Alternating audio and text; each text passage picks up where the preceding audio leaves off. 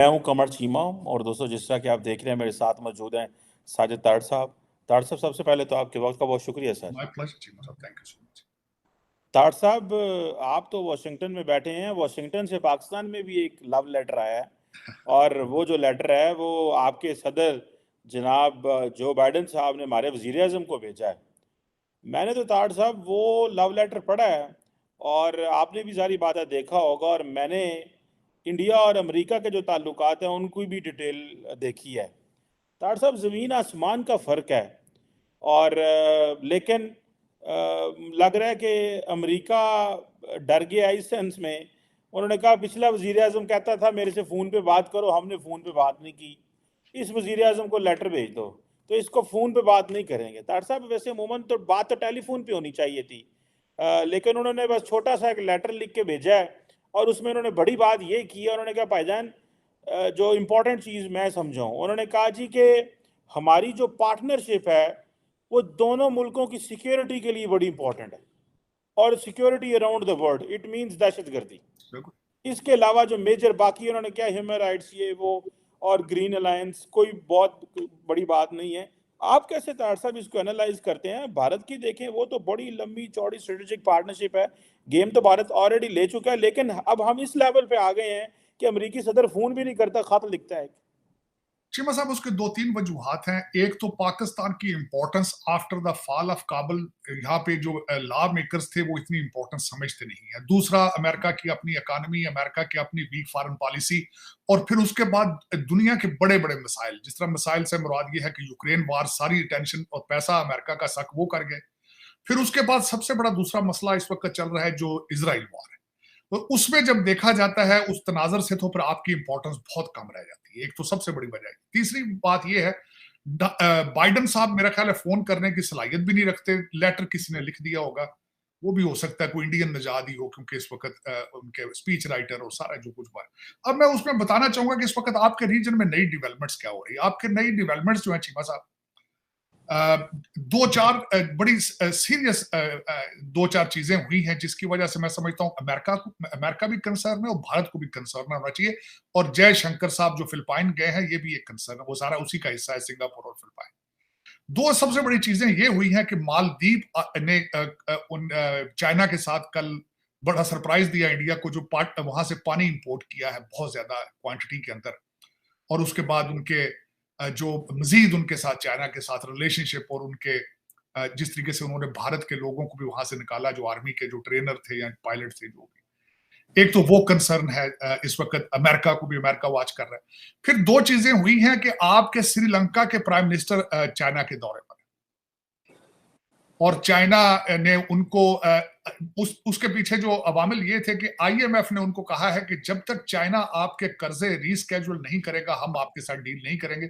उस सिलसिले में वो वहां गए हैं, और जो मुश्तरका एलामिया बयानिया उसके बाद जो बताया गया है, उन्होंने ये तो नहीं कहा कि हम कर्जों का क्या करेंगे, लेकिन चाइना ने उनको कहा है कि वो विल हेल्प यू फाइनेंशियली, वो won't let you down.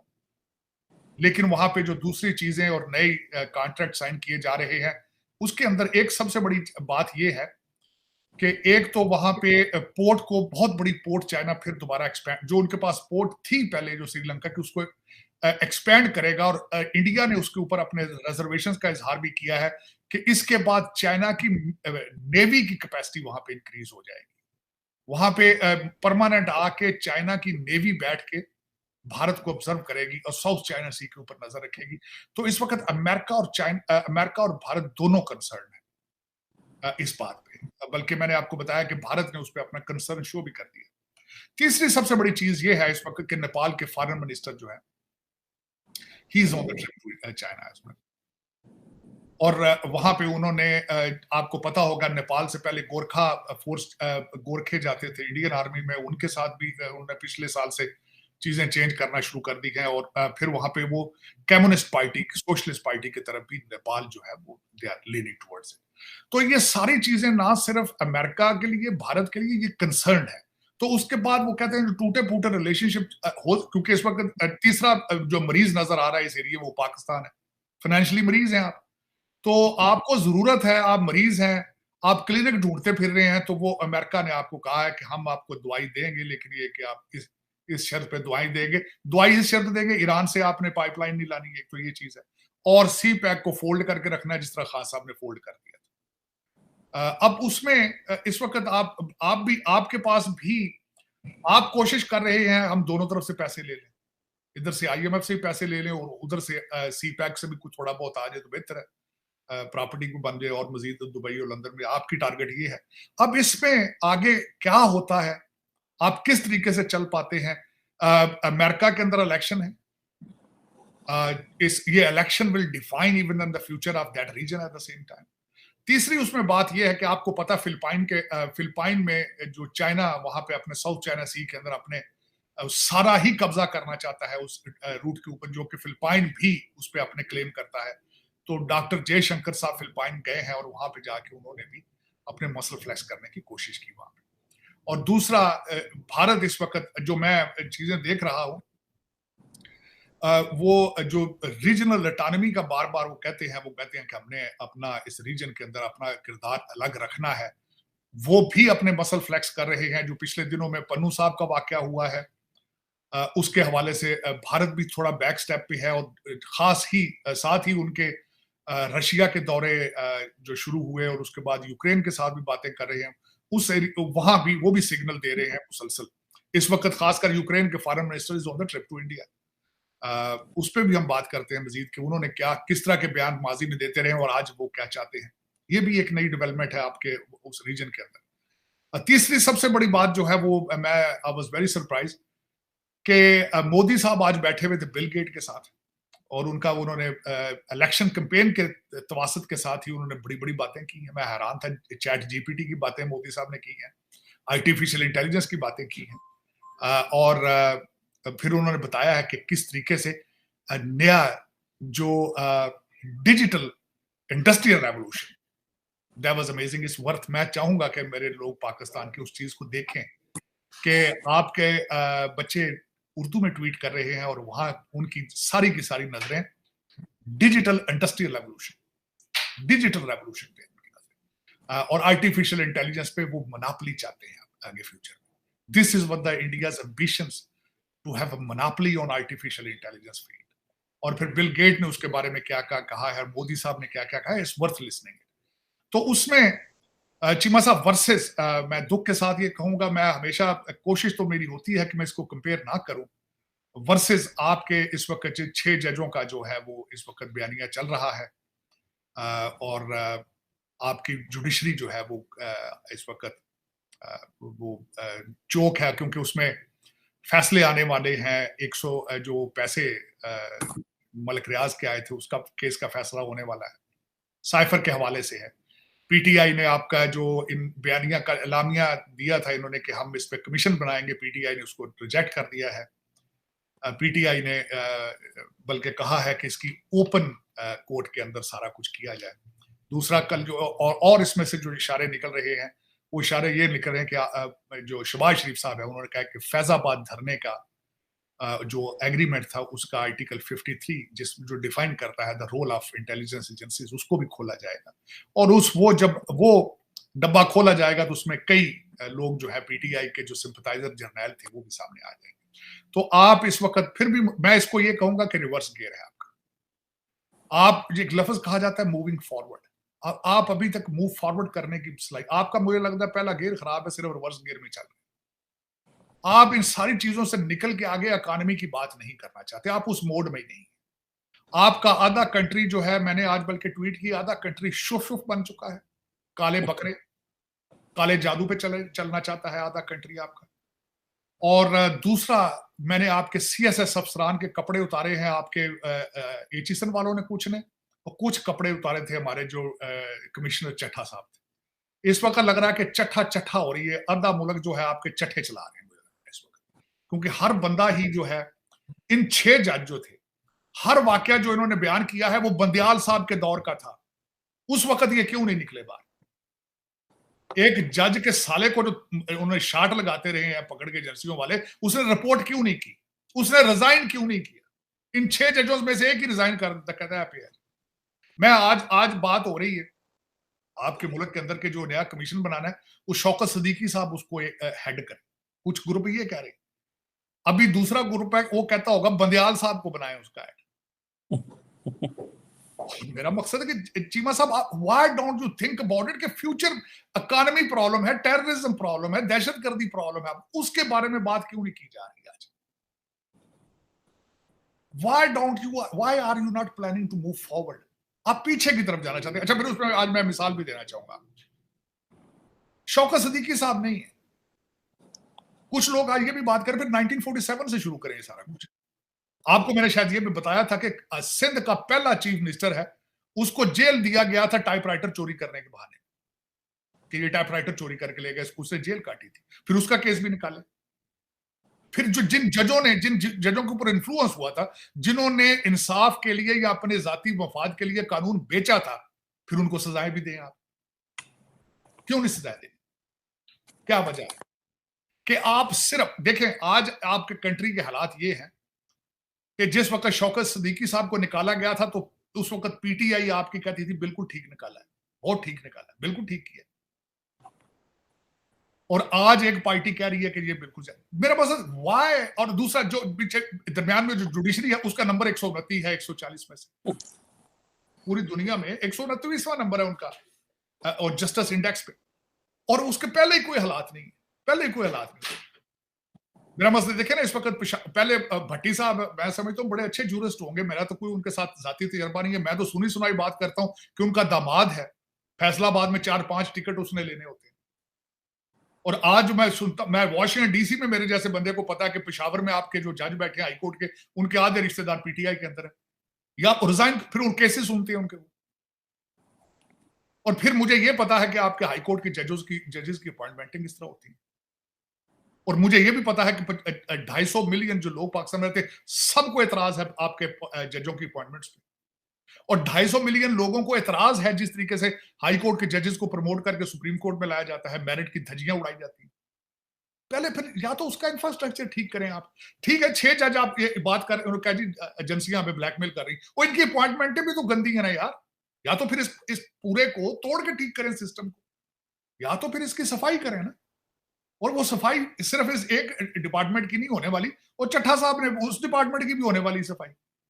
Her department आपका इस वक्त जो है वो क्रिपलिंग है। और इस वक्त मेरे ख्याल में चीमा साहब, दर हकीकत आपको एक मेजर ओपन हार्ट सर्जरी की जरूरत है, बाईपास की। जब तक कोई मर्दे मुजाहिद, कोई सर्जन, बड़ा टेक्निकल सर्जन जिसको नॉलेज हो और वो अपनी जान का नजराना देना चाहता हो, उसको आगे वही बचा सकता है पाकिस्तान को। वरना जिस तरीके से आपका हर सिस्टम बीमार है, आपका हर पाकिस्तानी जख्मी है, बीमार है 1947 से, और उनको कोई सर्जन नहीं मिल रहा। दर हकीकत जो सर्जन आता है वो अपने साथ कंपाउंडर, अपने रिश्तेदार ले आता है।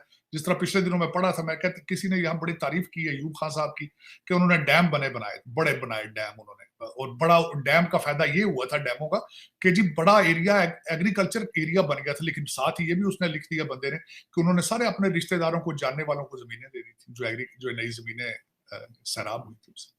तो ये फिर ये क्या ड्रामा है इसके साथ। फिर उन्होंने जिस तरीके से अपने गौर अयूब या आपके उमर अयूब साहब जो अब जमहूरियत को ठीक करने आए हैं, इनका जो सुसर थे, वो जर्नैल थे जिनके साथ उनकी रिश्तेदारियां किस तरह उनसे उनको नवाजते रहे। फिर किस तरीके से वो जो एक ऑटो कंपनी को उन्होंने टेक ओवर किया, और फिर सारा ड्रामा। फिर लोग जब बार नारे लगाते थे कि आप करप्ट हैं, तो फिर उनको तकलीफ भी होती थी। लेकिन चीमा साहब, ये पूरा का पूरा सिस्टम आपका तोड़ के ठीक करने वाला है। पहले तो इनको चाहिए, जो महाजरीन थे, जो जिनको आपने पाकिस्तान में कुर्बानी का बकरा बनाया, आओ पाकिस्तान दें, इस्लाम दें, उनसे माफी मांगे पहले। एक रवश आपके अंदर ये है कि गलती का कन्फेशन नहीं करना, जिसकी वजह मैं समझता हूँ सबसे बड़ा इस वक्त इशू यही है। जो लोग गलत हैं उनको अपनी गलतियां तस्लीम करें, कौम से माफी मांगे, देन वो मूव फॉरवर्ड। लेकिन ये रवश ही नहीं होनी, फिर तो करना किसने।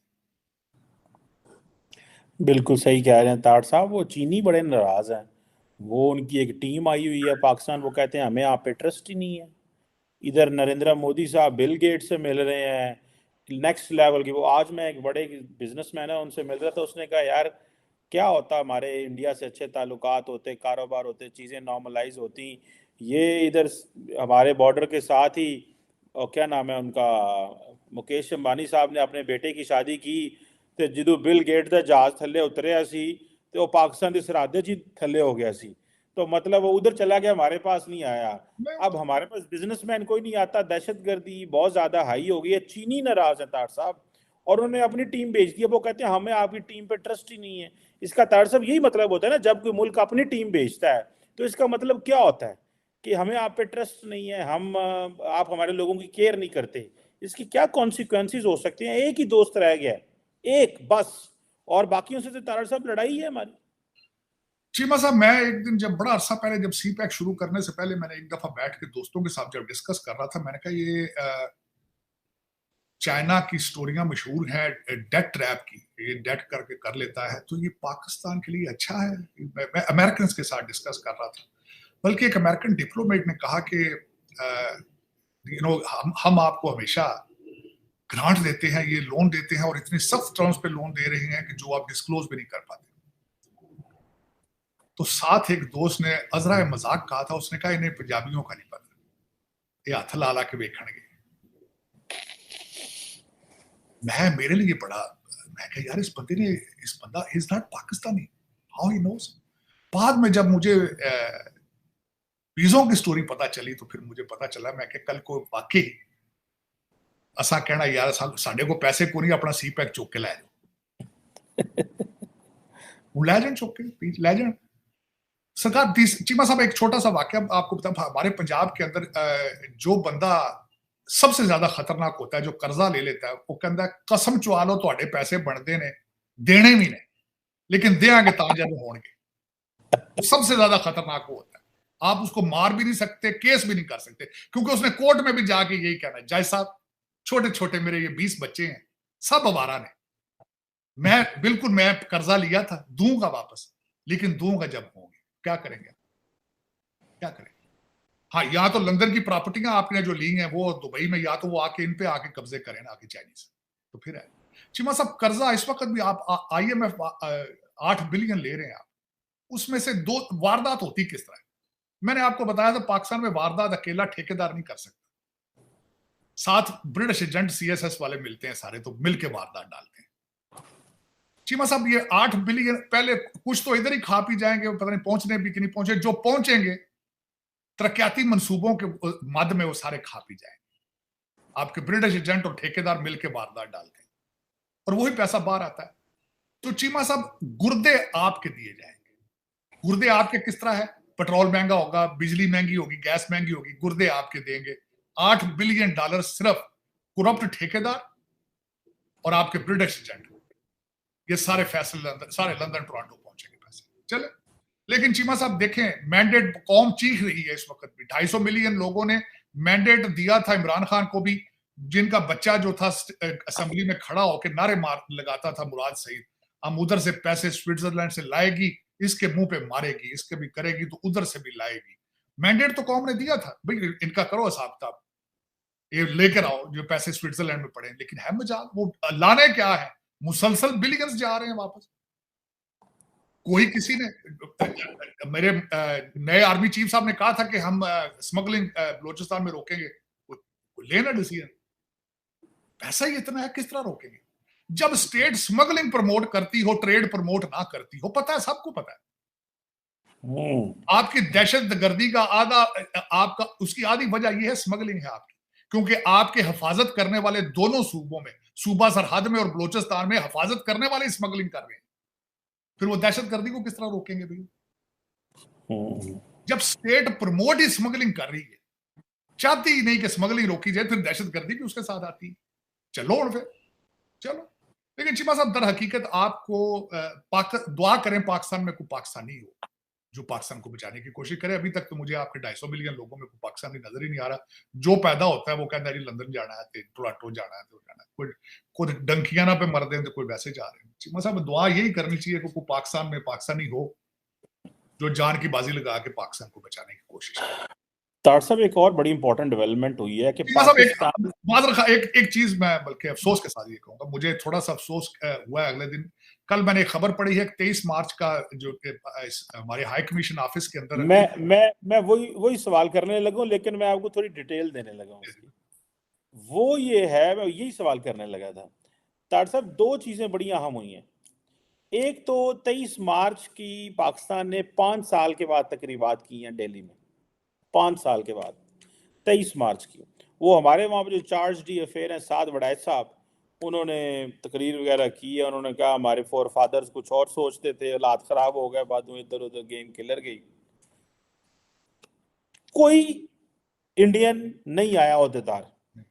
अच्छा, मैं क्योंकि यहाँ जाता हूँ इंडियन हाई कमीशन की अक्सर जो रिसेप्शंस होती हैं, कभी जब वो बुलाते हैं तो हम ज़रूर जाते हैं, तो उधर पाकिस्तानी भी नहीं आते तार साहब।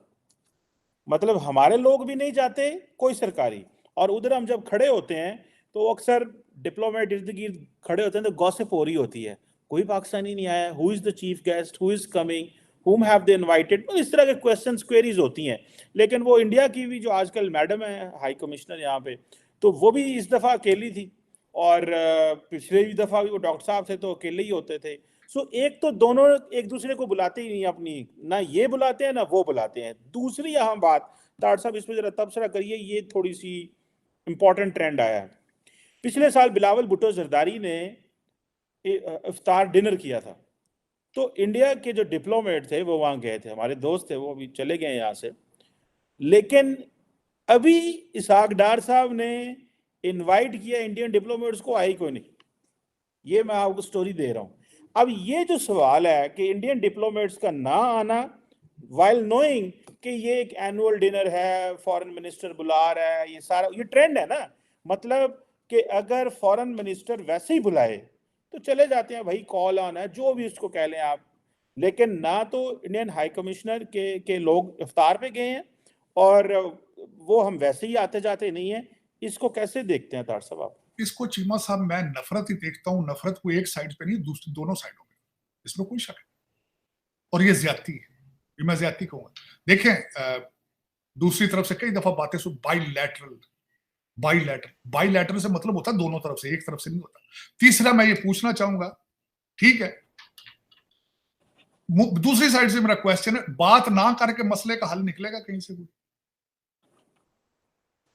चीमा साहब नफरत, बल्कि मैं और मैंने कई दफा आज, अब खैर हालात को बहुत ज्यादा खराब हो चुके हैं, इस वजह यह है कि दूसरी साइड पे भी मैं इस चीज का तो बहुत बड़ा एडवोकेट हूं कि ठीक है कि मोदी साहब ने उनको नेशनलिज्म का उनको स्टेरॉइड पे कर दिया, लेकिन नेशनलिज्म जो है वो वाकई ही और हिंदुत्व के हैं, और ठीक है क्योंकि हिंदू ज्यादा वहां पॉपुलेशन में है तो जाहिर है उनको हिंदुओं को ही उन्होंने सबक देना है। लेकिन उनको खास एंटी पाकिस्तान और एंटी इस्लाम जो टीका साथ लगाते हैं वो भी ज्यादती कर रहे हैं। चीमा साहब उसकी मैं वजह आपको बताता हूं। अब आप हम बात कर रहे हैं डिप्लोमेट्स की, मैंने ये डिप्लोमेट से भी बात की। डिप्लोमेट लफ्ज निकला है डिप्लोमेसी से। ये किधर की डिप्लोमेसी है कि आप एक दूसरे से बातचीत ही बंद कर दें?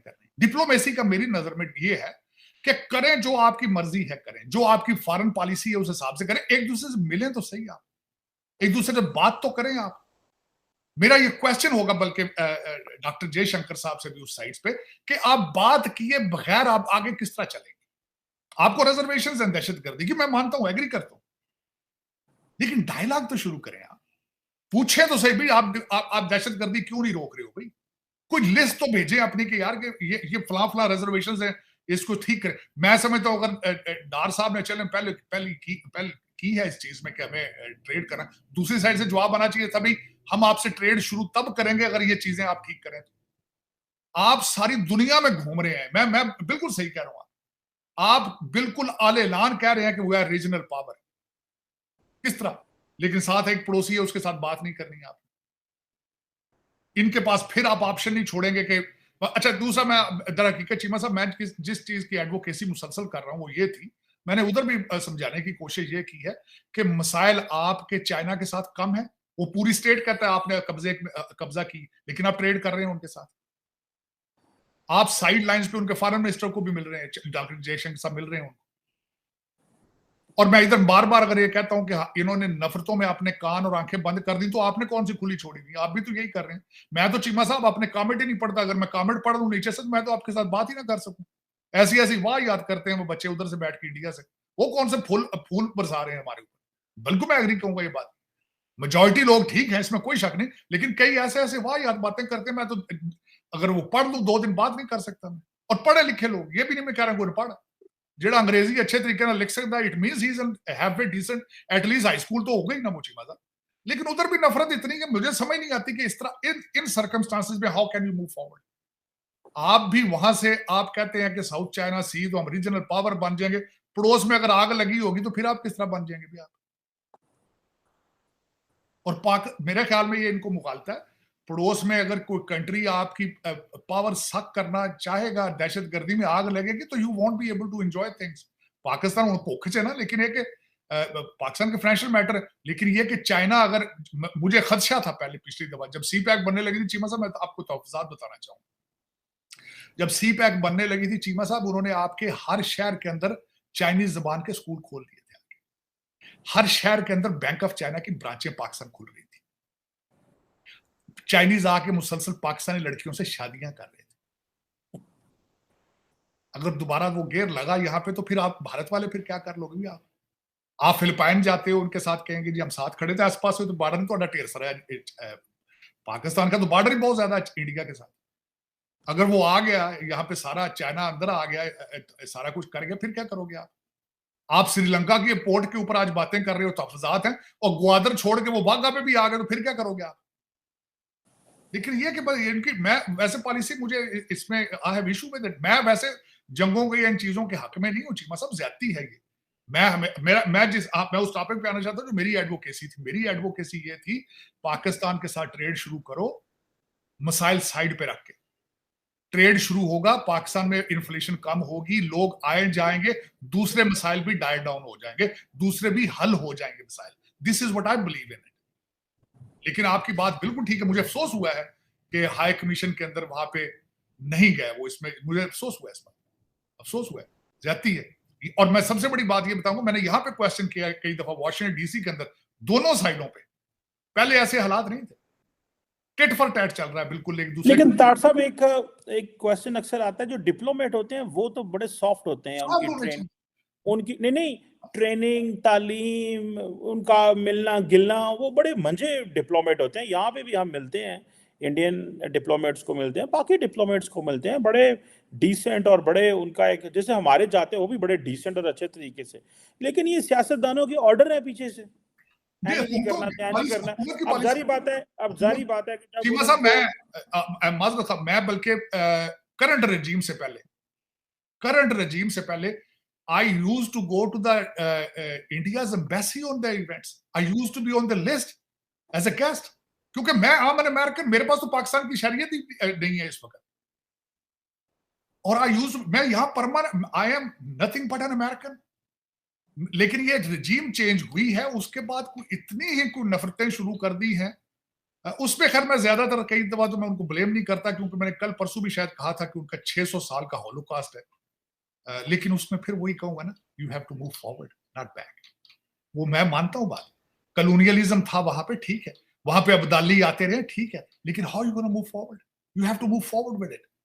माजी को देखकर, गाड़ी की पिछली साइड पर देखकर गाड़ी फ्रंट पे नहीं चलती, पिछले शीशे में देख के आपको फ्रंट शीशे में देखना होगा। You have to move forward with it. हाँ, अगर पीछा कहते सुते शेर जगाने जो तो लगे रहो, फिर कौजी थे 1865 में ये हुआ था, 1870 में ही हो, ठीक है, पर करो, पर this is how you want to move on, then there is no solution. लेकिन ये कि मुझे अफसोस हुआ कि 23 मार्च पे लोग नहीं जा सके। हालांकि मैं हमेशा ये कहता हूं कि I love India, my self, I love India. उसकी वजह ये है, majority of the people, they are good people, or not only in India, everywhere in the world, majority of the people, 90% people, they are born good people. If you treat them right, they respond right. 10%, 8% लोग तो they are born troublemaker, वो तो you cannot please them to begin with. इसी वजह से मैं अपने comments नहीं पढ़ता हूँ चीजों के नीचे, क्योंकि मुझे पता है 2-3% लोगों की वजह से मैं अब लोगों से प्यार करना छोड़ दूं, मैं इंडिया के खिलाफ बातें करना शुरू कर दूं। It's not good. It's not good at all. It's not a solution, matter of fact. It's not a solution. लेकिन चीमा साहब, this is very right कि मुझे अफसोस हुआ कि इन्हें जाना चाहिए था, और अगर इन्होंने बुलाया था तो जाना चाहिए था मेरे ख्याल में, क्योंकि कहीं ना कहीं से स्टार्ट लेना होगा, आगे मूव फॉरवर्ड होना चाहिए था। मैं बिल्कुल चीमा साहब, आप इनके मैं मंत्र जो इन्होंने बनाया उसको भी सपोर्ट करता रहा हूं। मैं मोदी साहब को भी कहता हूं कि he has taken India to next level because he is Hindu and he is promoting Hinduism, that's fine, there is nothing wrong with it. लेकिन हाँ, अगर नफरतों में इस तरह रहना है तो नफरतें आपको कहीं आगे नहीं लेके जाएंगे, आगे नहीं लेके जाएंगे आप। और फिर ये एक और बात है चीमा साहब, मैं और बात बताऊं, अगर आपको नफरत सिर्फ पाकिस्तानियों से है, मैं ये भी समझता हूँ, इस्लाम के लिए तो आपका सारे आप गल्फ स्टेटों से आप जाके सिविलियन अवार्ड ले रहे हैं, आप जाके अफगानियों के साथ बैठ के लबी डबी हो जाते हैं, फिर नफरत सिर्फ आपकी पाकिस्तानियों के लिए। अफगानियों ने जाके सारा जो इंडिया में करते रहे वो अफगानी थे, पाकिस्तानी नहीं थे जो अब्दाली वगैरह थे। उनके मामले में आके फिर भूल जाते हैं आप चीजें। या तो फिर स्टैंडर्ड अपना एक रखें ना कि आपको इस्लाम से भी नफरत है तो हर चीज से नफरत है। आप हायर सिविलियन अवार्ड भी लेते हैं, मिडिल ईस्ट में जाके आप लेबर भी करते हैं, काम भी करते हैं और उनसे सारा कुछ। या तो फिर स्टैंडर्ड एक रखें। लेकिन पाकिस्तान के हवाले से भी मेरे ख्याल में the only solution you have to move forward, आपको नफरतों से आपको भी बाहर आना होगा, वरना फिर उधर से तो पहले ये हालात खराब है ना। वो मुझे बात नहीं भूलती उसकी, एक दफा जब वो मेरे ख्याल है पुलवामा का वाकया हुआ था, तो हमारे ब्रिटिश शम्मद साहब थे हाई कमिश्नर इंडिया बरतानिया में। उन्होंने कहा था ठीक है जी, किसी ने सवाल किया, सुना जी भारतीय तैयारे इस्लामाबाद आ गए। उन्होंने कहा अपने ही नुकसान करेंगे, इकोनॉमी खत्म हो जाएगी, हमारे पास तो है कुछ नहीं। हाँ, तो फिर वो इन्होंने अगर बिहेवियर ये रखना है तो फिर 8.4% से फिर वो कुर्बानी तो आपने देनी, हमारी तो नेगेटिव 8.4% है। नहीं, मेरा ख्याल है कि शायद इलेक्शन का टाइम है, इलेक्शन है तो शायद। इलेक्शन है तो वो इलेक्शन के बगैर भी मैंने देखा है कि उस साइड पे भी नफरतों में कमी नहीं।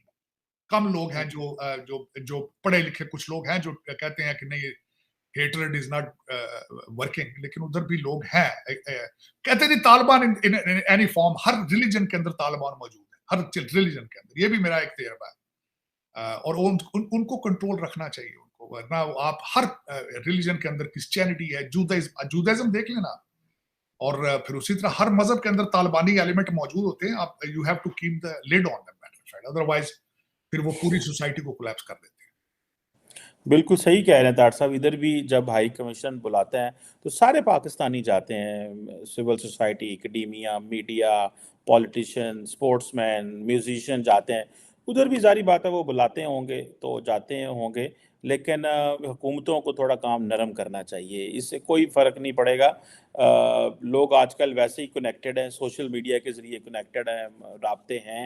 और मैं अक्सर कहता हूँ कि तार साहब इंडिया जितनी मर्जी चीन ना लड़ाई लड़ रहा है, मतलब उनको ज़रूरत तो हमारी है, लड़न वास्ते भी और प्यार करने के लिए भी, ठीक है। क्योंकि अगर वो लड़ेंगे चीन के साथ ना उन्होंने की जुबान समझ आती ना साड़ी आती है।